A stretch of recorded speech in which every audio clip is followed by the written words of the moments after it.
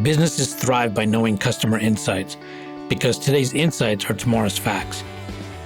At iResearch, we live and breathe insights. And despite searching high and low, we were unable to find a customer insights podcast that answers one of the most important questions in business. Why do customers do what they do? So we launched one. Hi, I'm your host, Darshan Mehta.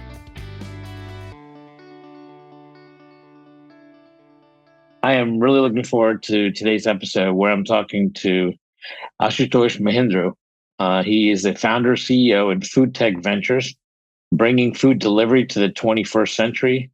He has launched and built the world's only baking on-the-go food delivery platform.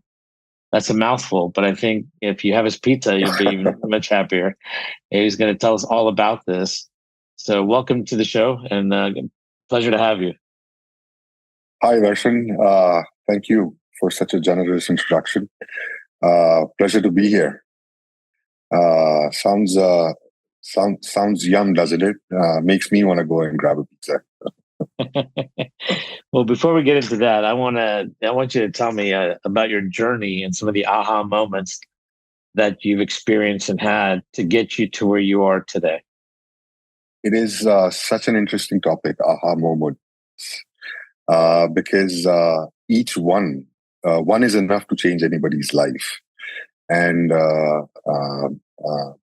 as a person who takes a lot of pleasure out of being able to come up with innovative solutions, or somebody who places a lot of importance on being different, standing out from the crowd, on doing something which is not ordinary, which is extraordinary in the way that it solves a problem and it adds value to people's lives.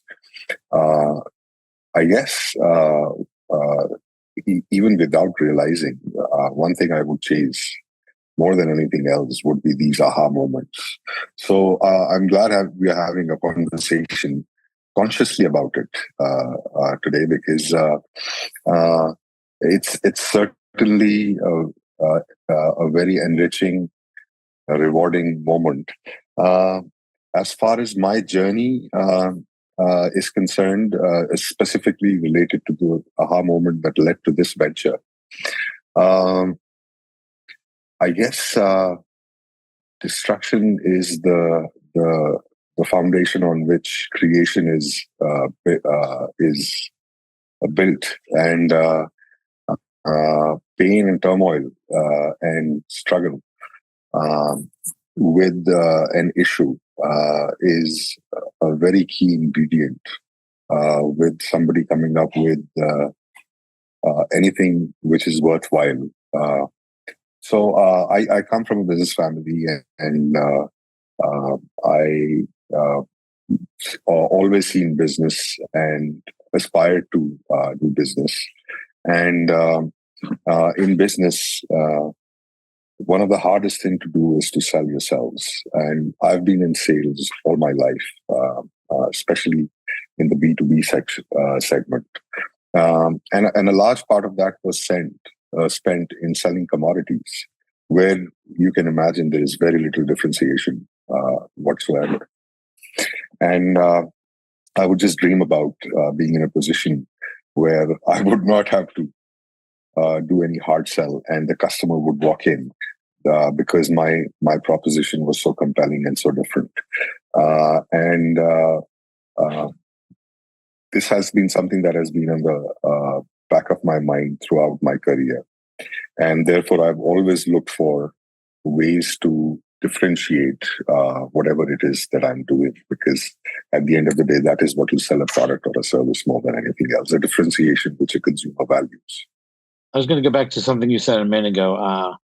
Many times opportunities arise during destruction. So tell me a little bit about that, because I think your personal story is quite interesting and compelling, if you don't mind sharing. Yeah, sure. Well, like I was sharing, I come from a business family, and I was born with the proverbial silver spoon in my mouth, and was able to live a very, very good life for a large part of my life until a few mishaps within the business meant that whatever four generations had worked towards creating was destroyed over 4 years. And I found myself in a position where, from being in a position of relative comfort and wealth, I was all of a sudden somebody who had to think of where to find the money for groceries and medicines, even for a small period of time. And obviously, when you go through that turmoil, you also tend to see a lot of hardship of not only the financial but emotional kind and social kind, because it has all sorts of impact on relations with family, with friends, and all sorts of consequences in terms of creditors and lenders. Anytime a business goes down, it's not a good thing, especially if it's a business which has been built over many, many generations. So that was a very, very, it was almost like a kick in the stomach kind of an experience. And while so there was a need as much as a desire to do something. And for the first time in my life, probably, I worked outside of my family business at the age of 40 and learned what the professional corporate world was like for people on the other side of the table. And while I had a great time, I was working with a friend and we did lots of fun stuff together. I always felt I always felt that the leverage that one could get from doing something for building something of their own was much, much bigger. And I had a desire to get back to where I had come from. And I thought that the path to that destination would be much, much quicker in building something of my own. So I was working on several ideas. But had it not been for this experience, I probably would never have had the motivation to give it the kind of energy that birthing and raising a business requires, that going from 0 to 1 requires. So in hindsight, if this works out, and I hope it will, and I think it will, and I think it will be something which will be something that people will appreciate, then I will have to thank the very thing that I was so upset about to have brought this transformation in my life. To that extent, I don't know whether there is a lot of street cred or currency in spirituality these days, but suffering and pain and destruction, while we tend to think of them as negative developments, I think in a way they help us push forward. That comfort and success and abundance would not. So I want to go back for a second. I want to get into your venture for sure, but I want to touch upon something. You went through a very hard time. Now, having gone through that, and if you were to share 3 components of what you think got you through it, or if you could tell a younger Ashutosh, hey, if you can focus on these 3 things, it will get you through these hard times and to the other side. What would be those 3 things? I guess the biggest thing would be belief and faith that time heals all. An understanding and a wisdom that nothing is the end of the world. Even the end of the world is not the end of the world. It's the beginning of another cycle. And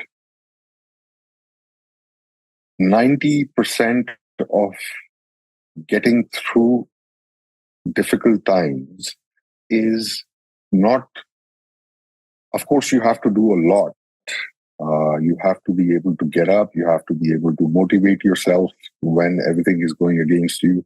You have to face the challenge, and that requires a certain amount of energy. But even if you were to go through it without being at the top of your game, just showing up, being there, facing it, not giving up. Literally, that's it. Not giving up. No matter how good or bad you're doing, how good or bad the situation is turning out to be, if you are the one who's left standing and not the problem, then you will win and the problem will go away. It is, in my opinion, an eye staring contest. Uh, who blinks first? If you continue to stare at the problem, I think eventually the problems blink and they go away. And my guru taught me that we can solve all of our problems because we are bigger than our problems because we are the ones who created them in the first place. So how can our creation be bigger than us? But to me, it was not three things, it was just one thing. Be there. Don't give up. I think most people, or even me, many times in my life, if I've not overcome a problem, it's because I've given up. And if I had stayed the course, I would have eventually come up. This is not to say that you should not make decisions around changing course or pivoting, etc. But that's to me is a part of the process of not giving up rather than leaving the field. Mm-hmm. So let's move further here now. Foodtech Ventures. Tell me about it, and what are you doing when you say bringing food delivery to the 21st century? What aha moment happened that inspired this, and what exactly are you doing? So, like I said, I was working on various ideas to try and raise funding to be able to start a venture of my own. And I am somebody who loves pizzas, and I would have to put myself through the drudgery of driving to the nearest pizzeria alone if I wanted to have a pizza many a times because I'm the pizza aficionado in the family. And normally, it's only now in India that you see a lot of gourmet pizzerias popping up. But for a very long time, Domino's, Pizza Hut were the places to go to. So one would have to drive in, wait for the pizza to be cooked, sit in the parking, have it before driving back home. If one was to enjoy the pizza in the right fashion, which is what I like to do. And I thought to myself that this is good. There is a lot of bad involved in this good experience. And one second, I'm going to interrupt you there for a second. Tell me first, what is the right way to enjoy a pizza first? Well, the right way to enjoy a pizza is fresh off the oven or in fact, the right way to enjoy any food, which is especially food which is bread-based or baked or fried, is fresh off the oven, fresh off the pan, fresh off the cooker, because food has a very short half-life. Anywhere between 3 to 5, 7 minutes, food loses its soul. Imagine going to your favorite restaurant, ordering your favorite meal, it being served to you hot and fresh, and somebody like me coming and saying, wait for 15 minutes or 20 minutes before you enjoy that meal. And imagine what that does to your experience. That is something that we experience every day in the name of food delivery, even though we pay more for that experience. And of course, there is a value to be able to have it in the comfort of your home, and the food aggregators have brought the whole world of cuisine at your doorstep at a very reasonable delivery fee. What is missing is the fact that most of the food, no matter how expensive a place you order it from, and I'm a foodie and I order, much to the chagrin of my family, I order every night, and every night I would be disappointed, and especially with pizzas. So I would go and eat. And the second problem with pizzas especially is because these foods over the years are delivery heavy, they've been designed now for delivery the commercial pizza delivery operations, where the bread is thicker. There is a lot thicker carpet of cheese, as a result of which you by the time you finish chewing on the sauces and the ingredients and the flavors, the bread is still in your mouth and you're still left chewing on it, which is not supposed to be the case. The original Napolitan pizza is a very, very thin base. It almost dissolves in your mouth, along with the rest of the toppings and ingredients. And that's the way it's supposed to be. So, food has a very short half-life, and 20, 30, 40 minutes is just sacrilege. And even with food being designed for delivery, you have to compromise so much. And even then, it's not such a good experience, because I remember the first person who I convinced to put money in the venture, because I had none of my own, as I said. I took them to a Domino's, and a Pizza Hut and other such popular chains. And we stood there, we ordered a pizza. We had half immediately and half after half an hour. And I did not have to do any further selling. The case was made then and there that if we can pull this off, that if this is economically viable, operationally feasible, scalable, etc., then this is a better way. Certainly from a consumer perspective, this is a better way to have a pizza. So let's get to that better way, because I interrupted you. You're a pizza aficionado. You like it straight out of the oven. So you drive to the Domino's. You're sitting in front of the Domino's waiting for the pizza, and it comes delivered, and you're eating it. And I believe you have an aha moment. And what is that aha moment? It was almost like somebody sitting on one of my shoulders and whispering in my ears. It was so surreal.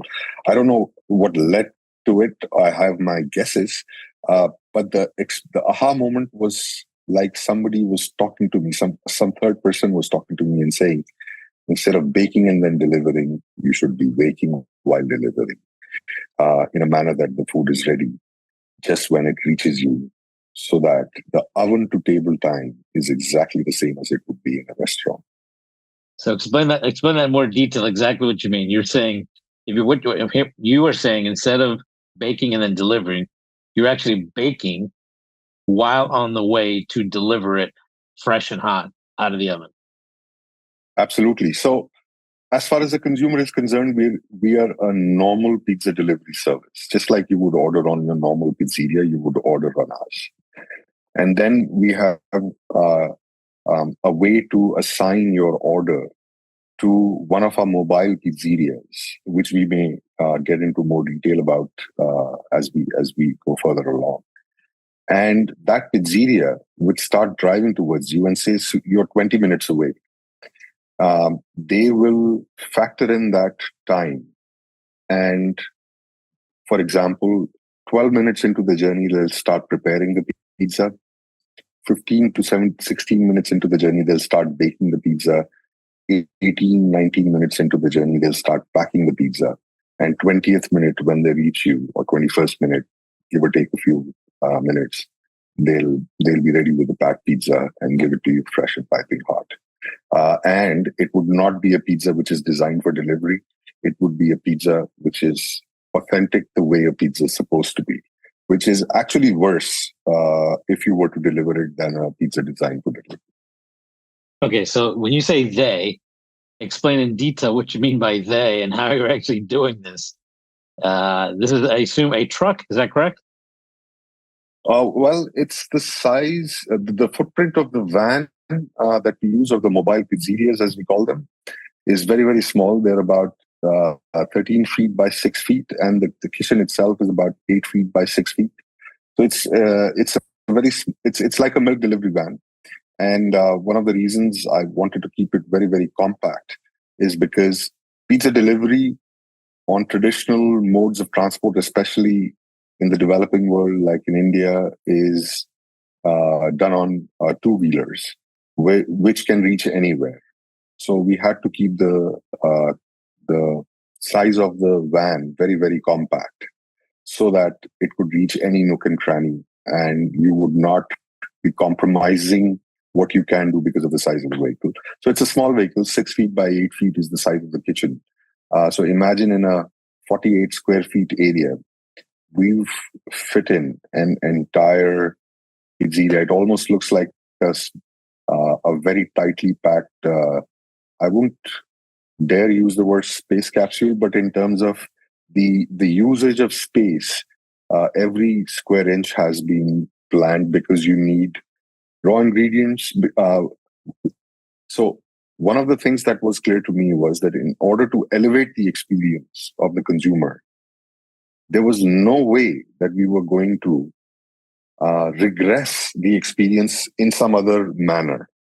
So we were going to start with fresh ingredients and dough and replicate almost to the bone the entire process that would be followed in a gourmet authentic pizzeria by a proper pizzaiolo.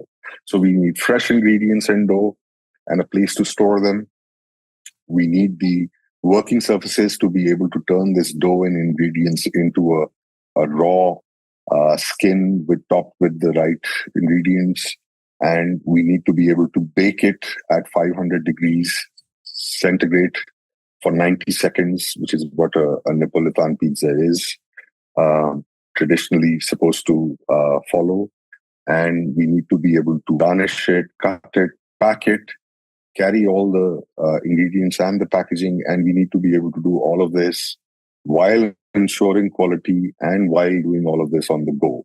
I want to make it clear the picture of this van. You have a van, you have a driver in the van, correct? And then what's in the back of the van? You have this kitchen, you have the oven, you have all these ingredients fresh. But I assume there's a person in the van, correct? Correct. And how is this person standing, walking? I mean, how are they secure in a moving vehicle, making pizza? And Very good question. Very good question. That was one of the first questions that we answered. So you cannot stand, unfortunately, because as you stand in a moving vehicle, that is when you experience. Anybody who's been in a public bus would know that. So you have to be seated, and you cannot be seated on a normal chair. So we use saddle chairs so that while you're seated, you're in a saddle position, so that it almost feels like you are standing while sitting, and you're secured with a seatbelt, a racing car genre seatbelt. And of course, our chefs wear helmets and elbow guards and leg guards and a chest guard and a back guard. And the reason for that is because I never would have wanted anybody to hurt themselves while we were doing this. And this is also the reason why we use electric ovens rather than anything which is wood-fired or gas-fired. Right. So if I have this vision correctly, this is a person wearing the equivalent of what they wear in American football, sitting on a little chair that would be like riding a bull. Well, actually, that would be a good place to recruit our next chef from. A rodeo. No, more like a biker. And so a lot of the stuff, the safety equipment and gear that we use comes from the biking industry. But for some of the situations we face, I think the American football kit would come in quite handy as well. So tell me, you've not only gotten into the pizza making business, you're also into the manufacturing of a vehicle to enable and create this. So you actually have gone into a couple of different businesses at the same time, all in the pursuit of delivering a fresh, hot pizza out of the oven to your doorstep. All in the pursuit of delivering an experience which the consumer believes without argument to be the one that they would choose over the competition without too much convincing on their own. Rather, they would act as a brand ambassador or a proponent of that experience to others. And yes, and I guess that's normal for any disruption. I mean, we are doing something very small, which is baking pizzas on the go. But if you think about any industry, the way it got its start, or any disruption, big or small, you have to solve multiple problems, and that is actually part of the fun of it, because I love the fact that one day we are solving this problem and the other day we are solving a completely different problem. One day it's about batteries, the other day it's about. So, for example, um, unlike a restaurant where you have all your chefs under one chef, an executive chef or a CDP or a chef who's running the kitchen, all the commies are reporting to him, and he's able to oversee everybody. We have a single chef in a van, all by himself. So how do you control quality? And the answer to that was that we're going to have CCTV coverage inside the van, where the chef in the control room can see what's going on inside the van. And each pie is photographed from the top and the bottom before it's sent out. And to the extent possible, temperature is taken and recorded so that we know exactly what we're delivering. And we are able to, across a fleet of vans, enforce the quality and the operational procedures and standards. So from automotive engineering to energy systems to kitchen appliances being designed from the scratch. Another interesting challenge that we had to solve was that if you drive on the road and if you are going through a bump, or if you are accelerating hard, or if you are accelerating or decelerating while turning, there are so many forces that get applied to the food inside the oven that it would keep moving left, right, or jumping. And if the pie is at 400, 450 degrees, where the sauce has literally become a soup on which all the ingredients float, literally swimming, and you subject it to these kind of motions, then you would end up with this situation. You could end up in, say, 15, 20, 30% of the cases, situations where all the ingredients are on one side and cheese is on one side, etc. So we had to have stabilization platforms for our ovens. So, and many other such interesting challenges. And part of the fun of doing something like this is that you're not you get to dabble in so many different subjects and learn about so many different things. And a part of the reason we've been able to pull this off is because in each one of these subjects, I don't know what else to attribute it to, but divine grace, that I've met so many people who walked in, subject matter experts at the top of the field, would come in, would first smile at us in disbelief and then look at us with sympathy, if not empathy, and help us out with the treasure of knowledge that they were carrying around for very, very little fee, or sometimes no fee at all. Almost taking pity that somebody's trying to do something so silly or foolish. It sounds silly or foolish until it's done, and then it looks obvious, of course. Meeting so many interesting people across different fields, from designers to engineers to, within engineering, automotive engineers, battery and energy system engineers, computer engineers, algorithm writers, etc., that very quickly, and of course, the chefs themselves, who are all of a sudden surprised that they're working with a strange group of people that they've never really interacted with before. I mean, why would a pizzaiolo be talking to an automotive or a battery engineer? Was beyond him when we first started out. But they all ended up having so much fun, and me included, that I would do it just for the challenge of being able to solve so many different problems. So let's go back to the experience you're trying to deliver. So what's happened? You got these vans making pizzas in the back with the driver in the front, with a helmet, pads, and a gyro underneath your ovens. Not a gyro yet, but I mean, a gyroscope. Yes. So, how's the experience been for your customers? What do you get? What's the feedback? The feedback is very, very good when we get it right. In the sense, so there were two problems to solve. One was the food itself. It had to be good even if it was baked stationary. And to ensure that we baked 18,000 pizzas before we launched, because I was so nervous of not getting it right, because I couldn't cook to save my life and I hadn't baked a pizza in my life till we thought of doing this. So I had to be extra sure. And then the problem of doing this on the go, and then the problem of getting the delivery time right. So the three different sets of problems. And the first one we solved by the sheer volume of pizzas we cooked. The second one we were able to solve with the help of so many great people who came along and helped us. And the third one, again, we did 1,000 free deliveries to test ourselves and our ability to do it. And we launched, and this was the first time I was doing a D2C brand. And I didn't know how to generate demand or where it's going to come from. And by sheer luck, somebody tried our pizza and decided to write a review on social media.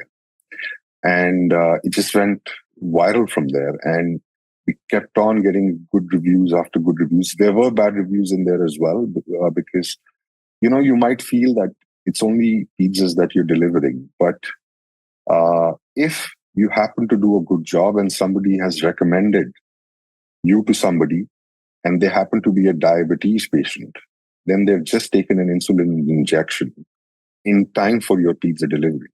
And if you don't get it within that delivery window, then that person is probably going to have to take another injection or make alternate arrangements or sleep without eating.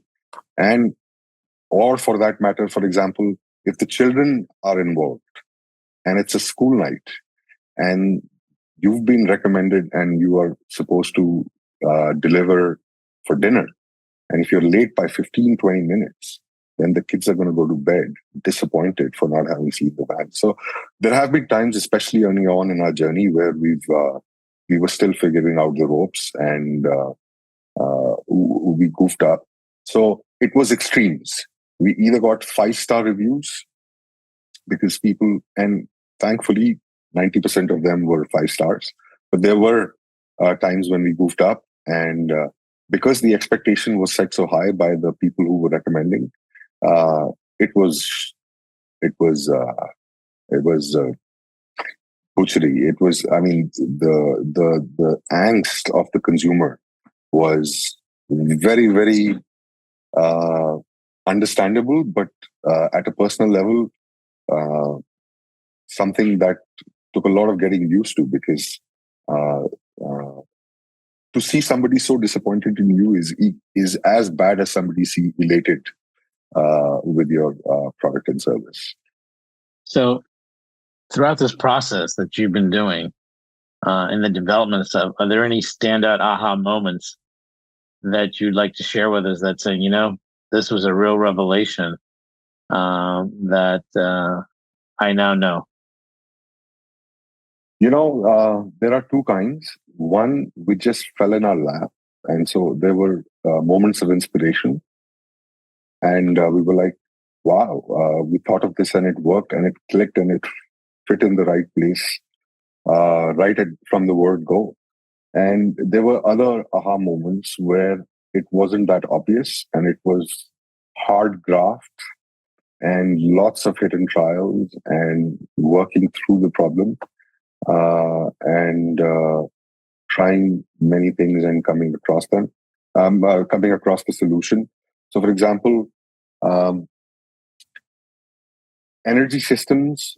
India is not a producer of batteries for many applications, and we fit in almost a small house worth of energy stored in our batteries in our pizza vans, and we had a huge amount of problem with getting them manufactured here in India, to the extent that we spent a lot of money and got those, and it didn't work.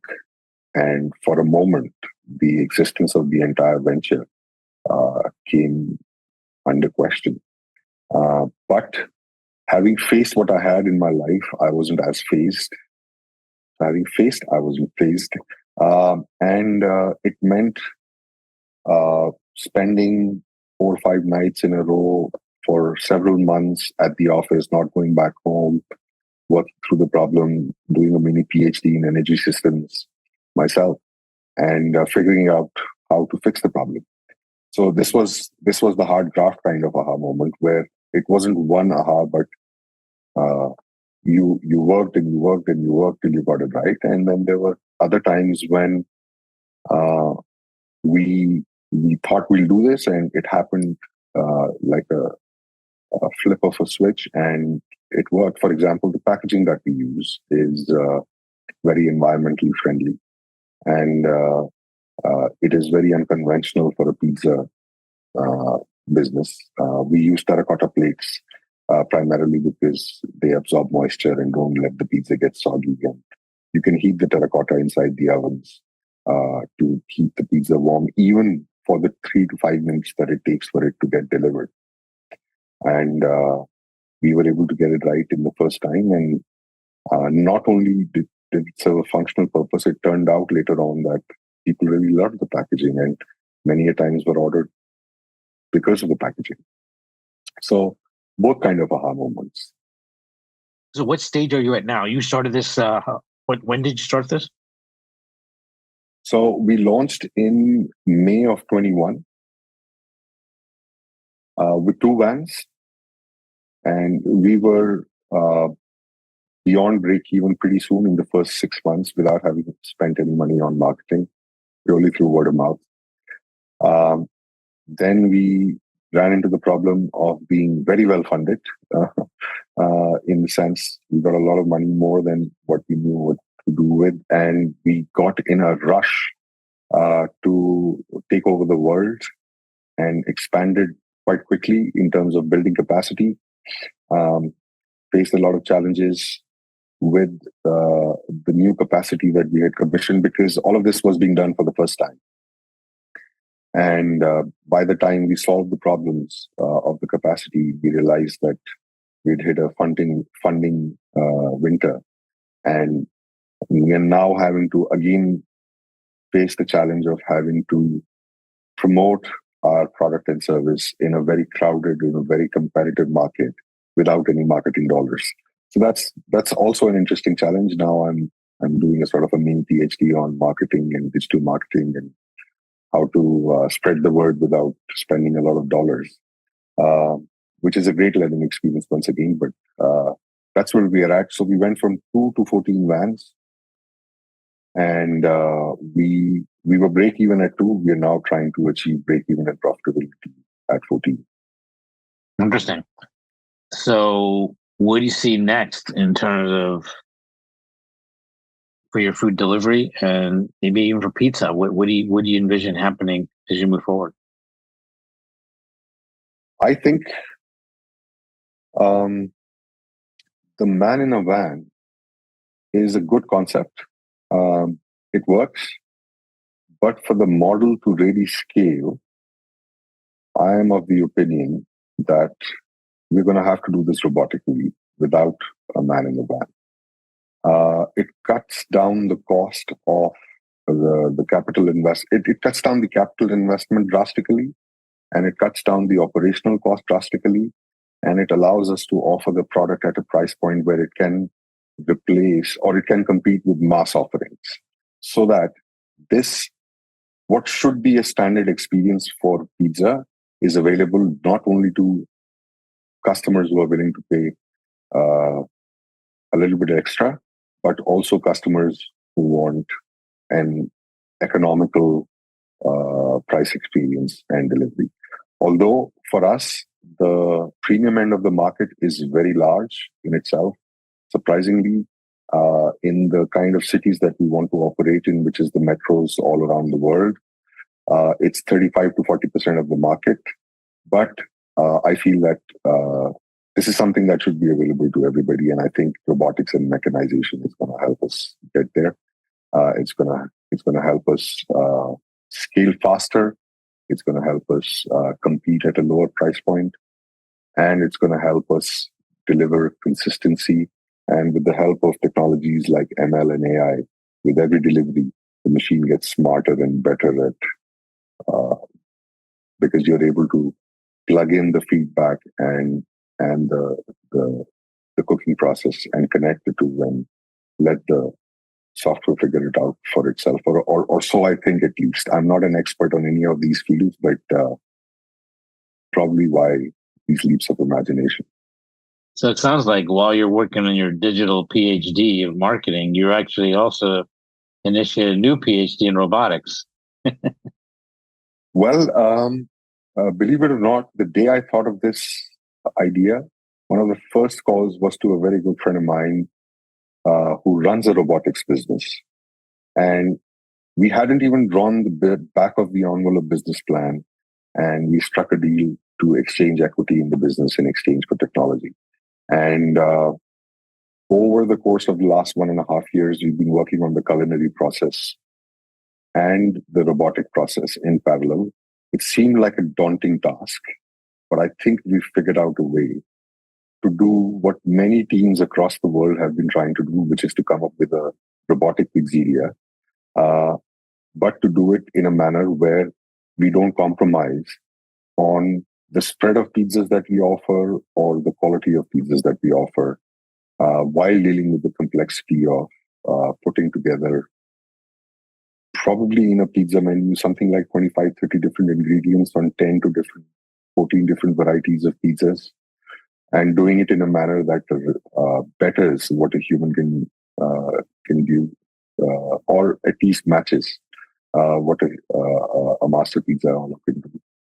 So it's not me. In fact, like in most of the journey, I've only been jumping around the room, excited about the idea, and it's a lot of other people with their expertise and insight and training and knowledge who've come in and solved specific problems. This robotics team has been working at it for a very long time now. I think they're close to delivering the breakthrough. So, if you could have a meal with anyone in the food delivery or pizza world, who would it be and why? I think that's a very good question. I think I would have a meal with Elon Musk. And the reason I say that is because he's or Larry Page or Sergey Brin or Jeff Bezos, or thinkers and innovators of that stature, simply because I don't think I would ever be able to have a meal with people like these under any other pretext. And to be able to sit on the same table and understand what drives these geniuses to build the kind of products that the whole world depends on. I mean, imagine a world where WhatsApp or Google shuts down for a day.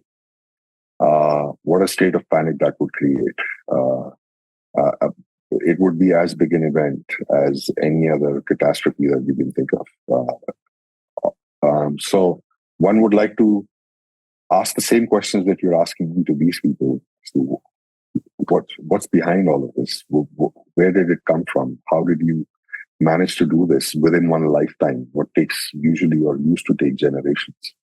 And understand some of their thinking. Well, I want to thank you for the episode today and the conversation. I really enjoyed it. I think this is an amazing idea and revelation that you've had. And I can't wait to have hot pizza delivered out of a truck in my area. And I look forward to trying the pizza as well. So again, thank you very much for joining me. And I look forward to hearing updates from you and seeing where you are with this venture. I think it's very exciting and interesting. And thank you again. Thanks a lot. And I think what you're doing is also very interesting and exciting, and would love to hear your thoughts on Aha Moment. Although I've started going through the book, but it'd be great to understand your understanding on how to manifest these aha moments more often. Well, I think we can do that over a pizza from your truck. Deal. Look forward to doing it. All right. Getting to AHA was brought to you by iResearch. To find out more about us, head to iResearch.com and make sure to search for Getting to AHA in Apple Podcasts, Spotify, and anywhere else podcasts are found. And don't forget to click follow to ensure you don't miss any future episodes. Thank you for listening.